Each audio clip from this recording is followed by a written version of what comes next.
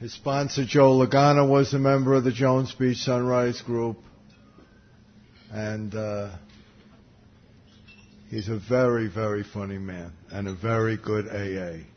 And from the Templeton Group in Manhattan, I bring you Brian.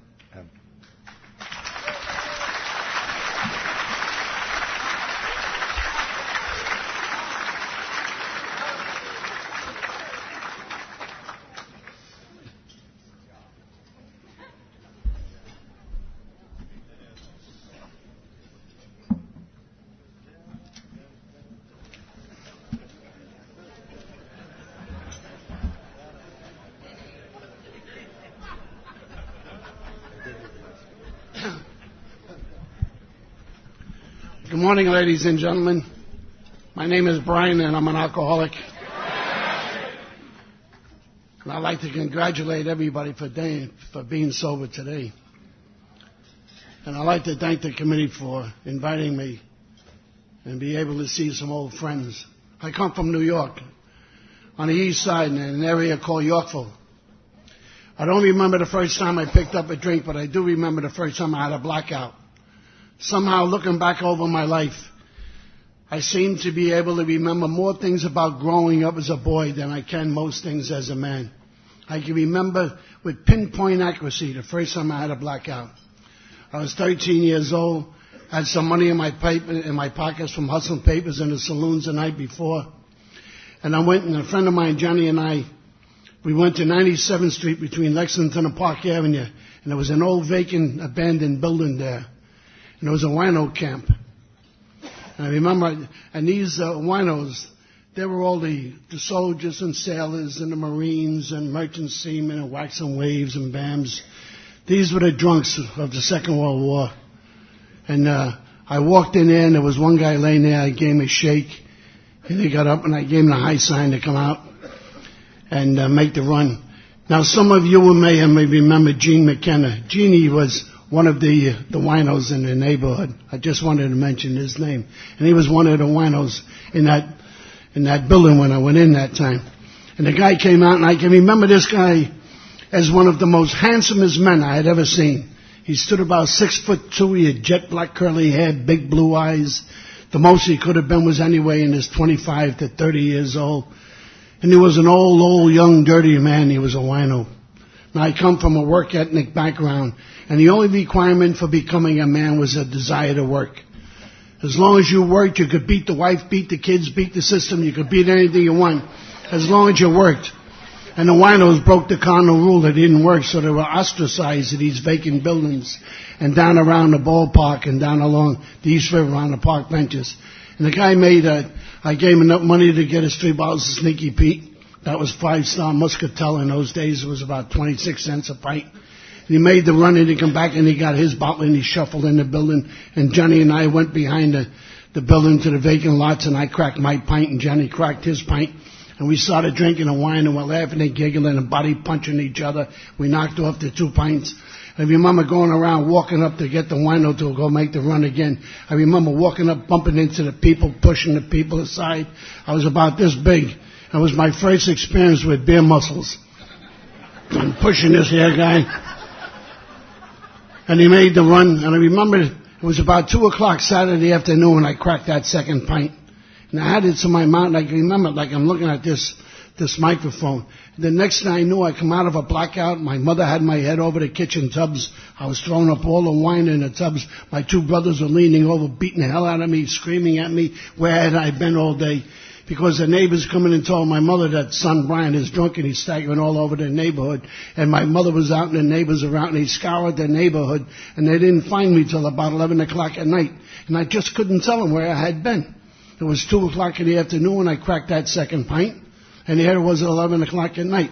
Now, I heard the winos talking about pulling a blank, and this was the first time I ever pulled a blank, as I know now, a blackout. And there was something exciting about it. There was something manly about it, like a Viking. 1 minute you're here, next minute you're in it. You don't know where you're at, you're fighting, next minute you're back. There was just something mysterious and manly about it.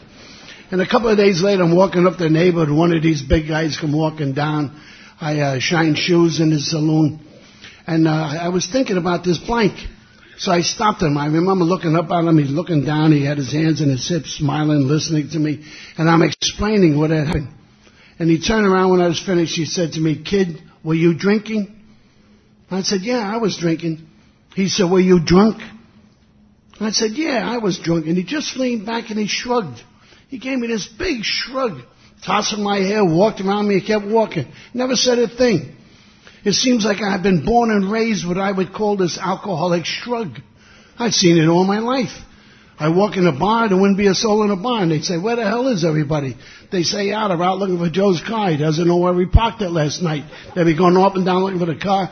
Somebody would say, "Was Joe drinking last night?" And they say, "Yeah." "Was Joe drunk last night?" And they say, "Yeah." They just shrugged, went about their business, didn't say anything. I walk in a bar, they say, "Mary's on the phone, she's hysterical. She doesn't know where she left the children." Somebody would say, "Is Mary drinking?" They say, "Yeah." "Is Mary drunk?" They say, "Yeah." And they just shrugged. They never said anything, just shrugged and went about their business. Now, when I was 14, you had to be 16 to get in the pool room. And that's where the action took place. That's where the big guys hung out. So I broke into the church rectory. I robbed a pair of baptismal papers along with the church seal. I forged the papers, made myself 16. I sold off the rest with the seal. And at 16, you had to be 18 to get your Siemens papers without your parents' consent. So using the phony papers, I got my Siemens papers, and I just turned 17. I ran away and I went to sea. And no matter where I traveled in the world, the shrug followed me. I mean, it was like some kind of international voodoo. I mean, it was like juju. No matter where I went. I remember my first trip, I'm in Singapore, I'm in a nightclub, and a fight broke out. And I got into the fight, and I got all cut up and beat up. They took me to the hospital where they stitched me up, and then they had me in the tank for 3 days. And when they took me out of the tank and they put me in the docket, I looked like one of these punk rockers. Hair, but the head was shaved and stitched up, and the rest was all pointed, and it was all black. And in those days, Singapore was still a British crown colony. And sitting up there was a British magistrate with the white curly wig on, a long black flowing robe. And representing me was the American consulate. And I remember the magistrate leaning over saying to the American consulate, he says, "Was that bloke drinking?" And the American consul leans over to me and he said, "Were you drinking?" And I leaned over and I looked at the American consul, eyeball to eyeball, one American to another. And I said, "Was I drinking?" I said, "Of course I was drinking. You don't think I look like this sober, do you?" I said, "What the hell kind of an American do you think I am anyway?" I said, "Of course I was drinking. I was drunk. They were drunk. Everybody was drunk." And he looked up and he said to the magistrate, "Yes, your magistrate, the bloke was drinking." And the judge leaned back. He went like this here. The American consul went like that. The captain stood up. He went like that. I looked around. I went like that. And ladies and gentlemen, that's my story in a nutshell. It was just one shrug after another. That's where alcohol took me. It reduced me and my life to a human shrug. They said the ship sailed for Panama last night. Was Brian aboard? The ship came back from Panama. Was Brian aboard? Is Brian still in jail? Did he get out? Did he go home last night? Whatever happened to that nice girl he was going with? Ladies and gentlemen, where is Brian?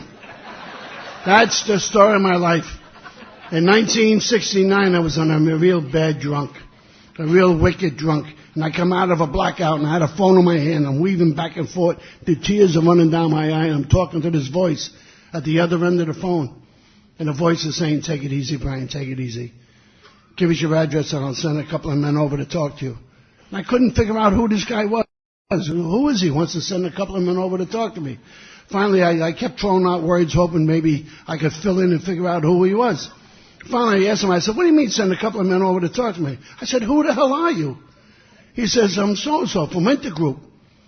Now, if you've never heard the word Intergroup before, you have to admit it sounds like some kind of communist word. I said, "Intergroup? What the hell are you talking about? Who are you?" He says, I'm so-and-so from Intergroup, Alcoholics Anonymous."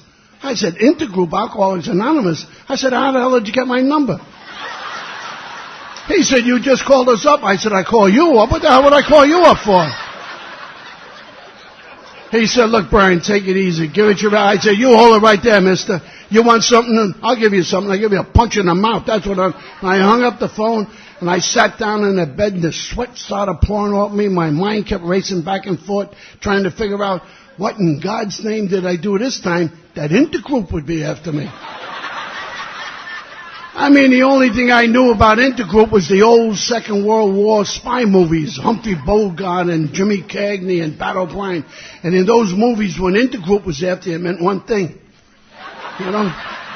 So I put the light out. I sat there quiet. I got up, you know. I peeked out the keyhole, thinking maybe there's a guy. I went over and I pulled the curtain back. I searched out the doorways across the street, thinking maybe I see an Intergroup guy there, looking up, you know. In 1970, I'm on a wheel. I mean, this was a wicked drunk. This was a mean drunk I was on. And I come out of a blackout. I'm talking to this guy on the phone again.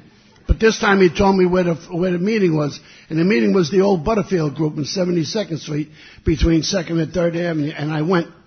And the only thing I heard at that meeting was stay out of one bar at a time. Stay out of one bar, one. Now, I'm sure what the guy was saying was stay away from one drink at a time. But I heard stay out of one bar at a time. And I left, I walked up to 72nd Street, and I walked all the way from 72nd Street to 93rd Street, walking straight up. There was beer gardens to the right, and saloons, and cafes, and, you know, but I kept walking up, and I got up to 93rd Street, in a saloon that I drank, and I walked in there, I'm standing up, and I ordered up a sobering up drink, which was club soda with a twist of lemon. And I'm standing at the bar, and all of a sudden I felt my body, and boom, I went into a fit. And when I come out of it, they had an ambulance there, and they had a guy I was in an ambulance, and this big guy kneeling atop me, he got something in my mouth, and I could hear the sirens going, and a friend of mine, Jackie, was there, and the guy's I didn't know where the hell I was. I grabbed the guy, started wrestling with him. I got on top of him, I started punching the shit out of him. He screamed to stop the ambulance. The ambulance came to a screeching halt. The guy come around, opened the door. I jumped out, he gave me a kick and a push. I hit the ground, I took off like a shot. Jackie ran over, he gave me a stomp, he jumped down, he ran after me. I'm running up here, Jackie's chasing me, I run down here, and I spot a bar, I go running in the bar, I'm huffing and puffing in the bar. Jackie comes running in, he's huffing and puffing. I said, Jackie, what happened? God damn it, what happened? What was all that about? He says, I don't know. He says, you come in the bar, you're all right, next thing you're flopping all over in some kind of fit. Now, the only thing I could attribute that fit to was his intergroup anonymous stuff, you know. They told me to stay out of one bar at a time. I passed all those bars. Nothing happened to me. I go in one stinking bar, and I woke up in an ambulance. I remember saying with awe, saying to Jackie, Jesus, no wonder those people are anonymous. I mean, they could kill you in broad daylight and never leave a fingerprint. I said, that's it with this intergroup anonymous stuff, Jack. They had one crack at me, and they goddamn near killed me. In 1969, in 1971, I'm a retired sandhog. And for those of you who don't know what the sandhog is, we're the compressed air workers here in New York, the miners. We're the ones who do the mining, to build the tunnels and the subways. And I was on this drunk, and this was a nasty drunk I was on. 2 weeks, it was a nasty. And I passed out, and it's banging at the door. Open up the door, Brian. Open up the door. Kicking in. And it was the shop steward, the union shop steward. I opened up the door, and he come in, and he said, Jesus, man, this place stinks. Woo. And he pulled back the drapes, and he put up the thing, and he said, man, what the hell are you doing? I looked around. There was bottles and puke and cigarettes all over the place. I had to agree with him. It was the first time I saw it in 2 weeks. I looked around, man. It's a mess. He said, what the hell are you doing, Brian? I said, what are you talking about? I said, keep your voice down. You let the neighbors know my business. What the hell is the matter, you know? He said, what are you doing? I said, I'm having a couple of drinks. He said, how long do you think you're having a couple of drinks? There was something in his tone of voice. I knew I was in trouble. I said, I don't know, a week or two. He said, you've been on this drunk 6 weeks. He said, we can't keep covering your job. I was the dynamiter on the job. He says, when the hell are you coming back to work? I said, what's today? He said, Wednesday. I said, all right, I'll be back Monday. He said, I said, look, man, I'm telling you, I'll be back Monday. Because all I ever needed most of my life was 3 days. 3 days, and all I ever needed was silence, a floor, water, and toilet. That's all. And you go through the whips and the jingles and the horrors and the shakes and the runs. And usually it took about 3 days to get the badness out. And when I get all the badness out, I always felt pretty good. And I went back to work Monday. And they called for the dynamite. I load 300 sticks of dynamite. I drop down the tunnel level. We go in, they start loading the dynamite, and I go into a convulsion. And they turn around and say, what the hell is going on? All the lights are out. What's going on? I don't know. It's Brian. Where is he? He's over there. I know he's over there. Watch out. You're standing on him. I'm flopping all over the dynamite, pulling the caps out. They had a call. They got an ambulance. I'm coming out, and I got in a lot of trouble. And they're claiming I was an epileptic, and they didn't want me working around any machinery in the tunnel, and least of all the dynamite. They didn't want me around the dynamite. So I had to go to Lenox Hill Hospital. For a series of epilepsy tests, and I went and I took all the tests. And a couple of days later, I'm sitting outside the neurosurgeon's office. He sticks his head out. He said, Mr. Mines, and I said, here, give me the high sign. And just before I walked into his office, I stopped and I took this big, deep breath. And I walked in, he's shuffling around the charts. He said, well, Mr. Mines, everything here looks pretty negative. And I heard the word negative. And I let my breath out just a little bit. I said, what do you mean negative, doctor? He said, well, everything here looks pretty good. And I let my breath out a little bit more. I said, you mean to say, doctor, I'm not an epileptic? He said, nah, you're not an epileptic. You're an alcoholic. I said, yeah. Like, like he's trying to skirt the issue. I said, but I'm not an epileptic, right? He said, no. I said, then I didn't have an epileptic fit in the tunnel. He said, no, you had an alcoholic seizure. I said, oh, thank God. Thank God. I gave him a big hug. I mean, what the hell did I care about being an alcoholic? As far as I was concerned, any man worth their salt was an alcoholic. You see, the key was that I wasn't an epileptic. They're the ones that'll get you fired. So I didn't put it on paper. I went back, I saw the safe and the engineer, I drew it on the desk, I said, here, I'm an alky, not an epi. Here it is, right here. Alcoholic. He said, oh, so you're an alcoholic, Brian? I said, yeah. He said, so am I. I said, no kidding. He said, you going back to work? I said, yeah. He said, you want a drink? I said, sure. Close the door, we'll pull out the bottle, start sucking on the bottle. They called for the dynamite. I'm going down with the dynamite, and life was good. I mean, life was good. I had my job back now. They couldn't fire me. I'm only an alky. I mean, life was good. But a friend of mine, Joe and I were born and raised together, went to sea together, and now we're working the tunnels together. And Joe had been in AA for about 7 years. And he had been 12-stepping me, always trying to get me to go to a meeting. And he had heard about the trouble I was in, so I come up to the house. And he said, Brian, why don't you come to an AA meeting with me? And this time I agreed. And the reason I agreed is because I couldn't seem to beat these convulsions. I was convulsing on subway platforms in the middle of the streets, and now I'm convulsing on the job, and I'm in a lot of trouble. And I agreed to go. And at that meeting, the man stood up there, and he guaranteed that if you don't pick up the first drink, you can't get drunk. He guaranteed that it's impossible to get drunk if you don't pick up the first drink. And as the meeting ended, I made a beeline for the stairs to get out of there. Everybody stopped. And they started to say the Our Father. And I spun around. I was shocked. And then I searched out the crowd, and there was my friend Joe. He had his eyes down, holding his 2 fingers, rocking back and forth, singing the Our Father. And I looked at him and I said to myself, Joe, what the hell did they do to you, Joe? I mean, here was a man from Yorkville we went to see, and here he is now, rocking to Jesus and psalm singing with the best of them. Well, anyway, we went for coffee afterward. We're sitting in the restaurant. Everybody from AA come in. They start filling in. And I leaned over. I said to him, I said, Joe, how long are you in AA? He said, 7 years. I said, Joe, now, this is just you and me now. You and I go back there since we're kids. I said, did you understand that man back there when he said it was impossible not to get drunk if you don't pick up the first drink? Joe said, yeah, I understood it. I said, Joe, just stop and think. Deep down in the caverns of your bowels, do you understand that it's impossible not to get drunk if you don't pick up the first drink? Joe said, I understand it. What the hell are you trying to say? I said, Joe, what I'm trying to say is my first meeting, and I understand it. Of course you can't get drunk if you don't pick up the first drink. Can't you see, Joe, you're being bullshitted, man? You're throwing good money in a basket full of happy horse shit. It's all hokey pokey, smoke and mirrors. Now you see it, now you don't. Now you're drinking, now you're not. Where did it go? Hokey pokey, Joe. Joe said, Brian, please. pushed the meeting book to me. He said, please, Brian, here, why don't you try 90 days, 90 meetings? And I pushed the meeting book back. I said, Joe, maybe you don't mind sitting there in the front row, humped over, squinting up at the speaker, sucking on your lips for sobriety, like you're some kind of AA Quasimodo. I said, Joe, I'm not Quasimodo, man. That's not my style. Sucking around people isn't my style. He said, Brian, please. I said, look, Joe, please. I'm telling you right now as your buddy, you keep hanging around with the people over there, and you're going to be here for another 7 years. I'm telling you, Joe.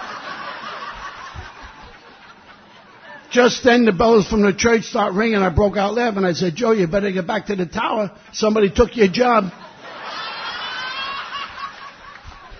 That was in the fall of 1971. And I went through all the holidays, 71 into 72, never picking up a drink. Now, I'm born and raised in Yorkville. I'm living on 86th Street, and that's where the St. Patrick's Day parade breaks up. And that's where generations of Yorkvilleites, we all come in from 3rd Avenue to Park Avenue, both sides. It's like a huge neighborhood reunion. And my 2 nieces came in from Westchester. I hadn't had a drink now in about 4 months. And I remember walking up, and I had a Russian cassock hat on with sprigs of shamrocks, and I had a big green tie and a camel hair coat, and my niece on one arm and their niece on the other. And I'm walking up, and everybody's waving to Brian, and I'm sitting there, and they had all this here. And I got up to where my crowd is drinking, they're passing around a bottle. The bottle come to me, I started sucking on a bottle. And this first drink this time put me in the grip of the grape for 2 weeks. For 2 weeks I was in the grip of the grape. And the drunk this time was so horrendous that the fears were so great. I had the doors locked, the windows locked, the shades drawn, the phone off the hook. For 2 weeks, I was totally isolated. The only phone call I made was a liquor store, had the booze delivered. And for 2 weeks, I was totally isolated, and only an alcoholic would understand I loved it. God, I loved it. I mean, nobody could bother me, no judgment. I was standing there in the middle of the room with my head up, my shoulders squared away, that wind gently tussling my hair. My eyes squinting with mirth, searching out the horizon. My teeth bared with lust. My chest slowly heaving, my hands opening and closing. I would stand there truly a man amongst men. A man of destiny. All things to women. Jackie Nasser would be on the ground with her arms around my knees saying, I love you, Brian. I love you. Please take the money. Take the money. And I throw my head back and I laugh and say, money? You can't buy a man like me with money. And I pick him up by the scuff of their neck and I throw out the door. Next minute, to be banging at the door, I'd open it up to be Sophia Loren. She said, I heard about you, Brian, please. Just one time. Hard.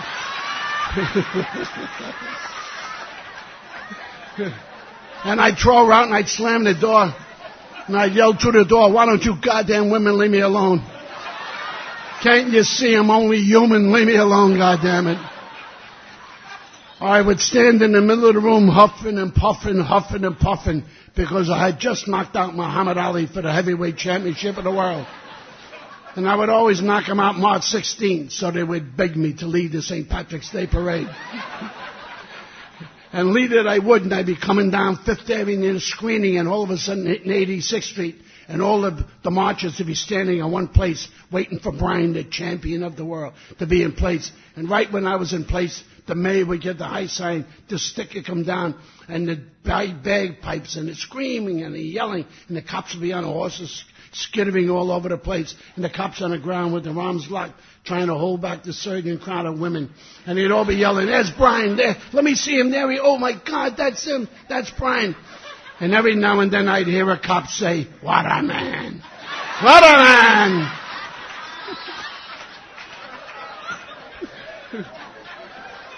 I'd be standing in the middle of the room, weaving back and forth, holding up this bottle, and the tears would be running down my cheeks, and the hair would be wild and matted from 2 weeks of drunk, and big bubbly snot coming out of my mouth, and a red grimacing mouth, and the T-shirt with everything. I puked and heaved all over the T-shirt, and these shorts, barely hanging on my hips, these warm, wrinkled, faithful, farty pair of shorts. And my toes caked with black, dried, smelly sweat, and I'd be weaving back and forth with these tears of love pouring down my cheeks, because it was the 3rd year in a row that I had won the Academy Award. Well, April 1st, April Fool's Day, 1972, Intergroup finally came and got me.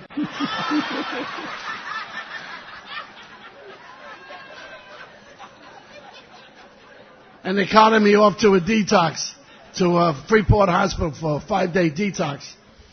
And I remember they were taking me down to drunk section. And my brother-in-law had one arm and the nurse had the other arm. And their hair was wild and matted with that sweat and the 2-week growth and the vomity, dribbly T-shirt.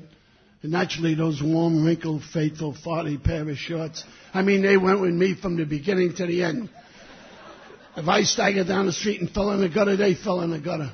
If I got locked up for the weekend, they were locked up for the weekend. Mark my words, ladies and gentlemen, one day shorts like that will be holding their own meetings.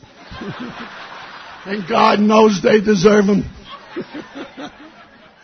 And as it would take me down, right opposite there was the men's lounge, was the nurse's station. And as it would take me down, this guy stepped out and he saw the three of us coming down. And he stepped in, I could hear him say, "Hey guys, come out and take a look at this guy, a real wolf man. Take a look at this guy." And they all come out and they're laughing. They're going, "Oh, don't touch him, nurse, you get lockjaw. Your fingers will rot off a day at a time." And they're all laughing and joking. Now, this is the first time in my life I ever had a man or a woman laugh at me right to my face, and I couldn't do anything about it. I remember my head was down, and I heard them, and I heard this soul-sickening voice, this voice that had tortured me ever since I was a child, yelling at me. "Do something, look at them laughing at you. You've been nothing but a disgrace all your life. Can't you ever do anything right? Get your face up, don't let them laugh at you. Be a man, goddammit, for once in your life. Try to do something right." And I tried to get my head up, and I just couldn't get my head up. It seems like somebody used a machete and cut up all my neck muscles and my back muscles. I just couldn't get my head up. And if there's one thing at that moment I wish I could have done, and that was to grab myself by the head of the hair and spit right in my face. That's how I felt. I just turned 38 years old 2 days before that, and I was physically, mentally, spiritually, financially, and sexually bankrupt. I see in sobriety that I had a problem with impotency since I was about 28 years old. And it was tough sexually faking it over the years. I was a sand hog, and I was a merchant seaman, and I was a bartender. And I'd be working the bar, and the guys would be standing there, and they'd be talking about the girls. And this guy took the girl home, and he made love 2 or 3 times last night. The guy over there, he took the girl home. He made love 2 or 3 times. And this guy, he went home, and he made love 2 or 3 times. Well, I see now in sobriety that if these guys were taking these girls home, making love 2 or 3 times a night, one thing is for sure, they didn't drink what I was drinking, that's for sure. You don't drink that shit and go home and make love 2 or 3 times. You go home and fall out of the bed 2 or 3 times. The closest they're coming to sex that night is when they pee 2 or 3 times. Now, I don't want to belabor this sex thing. I don't want to get into that and belabor the sex thing. But the only reason I'm throwing it out there is because maybe there's some guy out there that kind of knows what I'm talking about. As for the women, they know what I'm talking about. And I mean, there are 5 days, 90 days, 90 meetings, 90 days, 90 meetings, get a meeting book, get up front, get a sponsor. Joe was waiting for me when I come out. I'd be sitting there in the front row, and right after the meeting, I buttonhole one of the old timers. And I say, "Look, just between me, you and me, nothing to do with these people here. Where did you get this 90 days, 90 meetings stuff? Where did you get 90 days, 90 meetings? How come not 85 days and 85 meetings? Or 70 meetings and 70? How come?" And none of them knew. None of the old timers knew. Not only didn't they know, but they couldn't care less. They said, "Look, Brian, that's no first hard AA rule. We don't pick up one drink one day at a time. We're about not drinking one day at a time." But 90 days, 90 meetings for you is not a bad suggestion. Maybe give you a little time to get rid of some of that anger. But I had to find out where they got 90 days, 90 meetings, because I was not about to make the same mistake twice. I remember when I was a kid in school, I was always being beaten and punished and kept after school over these mystical, esoteric numbers. I remember there was the 12 apostles and the 10 commandments and the 12 lost tribes of Israel and the 7 deadly sins and the 8 wonders of the world and the 9 planets and the 4 winds and the 7 seas. And Moses was in the desert for 40 years and Columbus was on the Atlantic for 40 days, 40 nights. And now me, 90 days, 90 meetings. But it didn't take me long to figure it out. And I finally came to the conclusion that you have to be here 90 days, 90 meetings just to understand what the hell they're talking about. There's a very sophisticated language that takes place here. The topic would be, you see, when you made a decision not to make a decision, you made your decision. They go, oh, what a topic, man. You see, by not taking an action, you have taken an action, you know. And the one that got me was, you see, you can't keep it unless you give it away. In fact, you have to give it away to keep it. And the more you give, the more you get. I say to Joe, what the hell are they giving away? They don't work. They're all unemployed or welfare. Joe, they're even on alimony. Can't you see? And he say, see what? I said, can't you see we're being bullshitted, man? He say, my God, are you still in that kick? And he get his coffee and his cigarettes, and he goes stand somebody else. And he'd walk away. I'd say to myself, Gad, run. Run, you stinking ass kisser. I mean, that's all they seem to do around here. Stay away from a drink, come to meetings and kiss ass.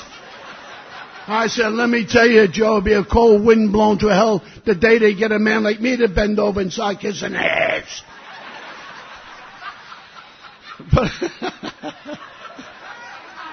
But I kept coming to the meetings, and it seems like the first 90 days, I ran into these speakers, and it seems like I kept running into the same speakers.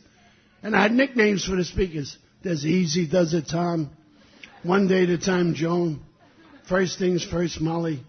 I had all these nicknames, and the speaker gets up there, and his name is Charlie. And Charlie stood up there, and he said, I picked up a drink. I fell down a flight of stairs, and I surrendered. And they all started to applaud, hug him, kiss him, get his autograph, invite him to parties. I was stunned. He picked up a drink, fell down a flight of stairs, and surrendered. Man, I fell off gangways, bar stools, garbage cans, and never in a million years would I ever tell a shit story like that in public. I mean, he stood up there and told that right in front of the girls. I said, man, he'll never get a girlfriend with a story like that. He'd be better off saying he fell up the stairs. I nicknamed him Staircase Charlie. And a week later, they introduced Charlie again. I said, oh, there's Staircase. And I sat down, and I zeroed in on every word that this man had to say, because it was important to me to find out what kind of a stairs it was that made him surrender. Now, maybe if he says he picked up a drink and fell down a 4-story spiral staircase, all right, I'll go. Well, maybe he's going to say he picked up a drink and went 5 stories between the banisters. Hey, you got to give him that one, you know. But somehow the way he was dressed, the way he talked, in my heart, I knew this guy was strictly a 2-step foyer job. And he went into a story. He went into a story and he said, I picked up a drink, I fell down a flight of stairs, and I surrendered. You know? And this time I heard a little bit different. And about a week later, they introduced Charlie again. And Charlie got up there, and he went into a story. As he got closer to picking up that first drink, I felt my stomach tighten up. I said, uh-oh. Hey, Charlie, watch that drink there, Charlie. Watch the drink. And Charlie got closer to the drink. I said, Charlie, can't you see what you're doing? Watch the drink. And Charlie said, and I picked up a drink, and I shrugged and said, oh, well, there goes Charlie. I mean, once Charlie picked up that drink, in my heart of hearts, I knew no way in hell could he beat the staircase. It was the first time in my life I understood the dynamics of the first drink. I understood he had absolutely no protection whatsoever for that, against that first drink. I understood. I'm not talking about knowing. I knew since I was a kid that it was the first drink. I knew it, but I never understood it. I knew I was an alcoholic, but I didn't understand it. Knowing and understanding is 2 entirely different things. You may know 1 + 1 = 2, but if you don't understand it, you never get to 3. And it was the first time I understood it. And the meetings started to open up to me. And I was involved right then. And I was about 3 months sober. And the only meetings I made was beginners meetings and open meetings. I stayed away from book meetings and step meetings because of the concept of God. I'd walked away from the God, from the church that I was raised in at 14, and nobody, especially AA, was going to start ramming God down my throat. But I happened to be at a meeting when I went into the concept of God. And one said it was this, another said it was that, and I remember this man raising his hand saying, the way I had heard God was G-O-D, good orderly direction. When I heard that good orderly direction, ladies and gentlemen, it seems like my chest split open, and centuries of venom and stink and anger and confusion poured out. Here now was a God that I could understand, good orderly direction.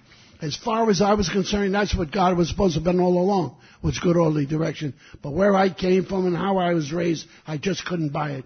And I literally made up my mind right there to turn my will and my life over to care of good orderly direction, which was you, AA. And the only thing you were asking me was to try to stay away from a drink, Brian, and try to do the best you can, try to get to a meeting. And everything became good orderly direction. I go up to the job, I see the guys drunk, fighting, getting fired. I walk down the street, I'd see some old young dirty man on the corner panhandling, trying to get enough to get a drink. I'd see a guy drag a woman out of a cab by the hair, that drag her back in the bar because he hadn't finished drinking yet. And I'd say, there, but for the grace of good orderly direction goes I. And it simply made sense because I no longer did any of those things. Because I trusted in you. I didn't pick up the first drink. I kept coming to the meetings. And I was working up in Van Cortlandt Park with the Dynamite for about a year. And I was working nights. And I was right in 86th Street at a nightclub, Bonnie Google's. And outside of it was a park bench. And I used to get up there in the early in the morning, and I'd get my coffee, because it took me about an hour and a half to get to work. And I'd sit there and I'd have a few cigarettes and get myself together, and then I could make the trip. And this day I'm sitting there, and coming up was this lady with this little kid, this little baby. And she looked like a little Shirley Temple, little dimpled knees and ringlets in her hair. And she spotted me, and I got the coffee in one hand and a cigarette, and she comes running up, and she jumps right up my lap.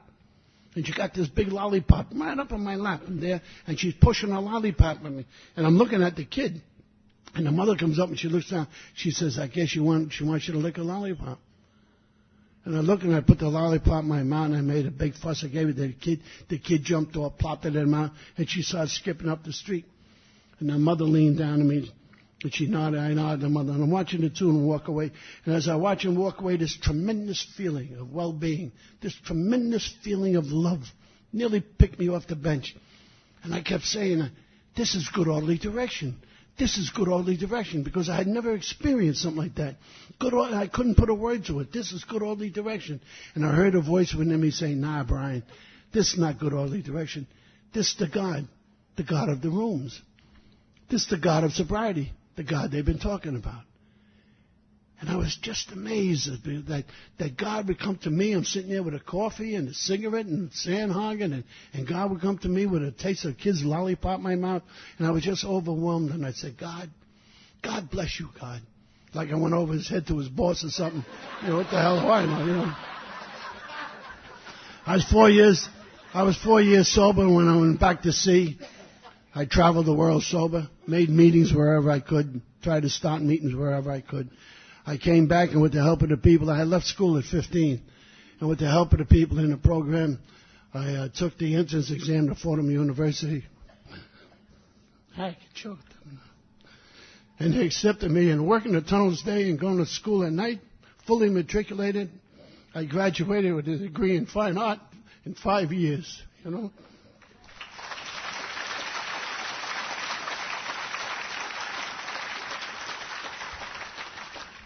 I left the tunnels in 88 with black lung. I'm retired, doing my own thing. Been sick recently. And ladies and gentlemen, I want to wind up by saying the most important statement I could possibly make up here, aside from the fact that I have not picked up a drink today, is this. Thanks to you and this magnificent program, slowly but surely, I'm becoming the person I drank to be. Slowly but surely, I'm seeing, I'm hearing, I'm feeling, I'm doing all the things that I drank to do. Slowly but surely, I'm becoming me.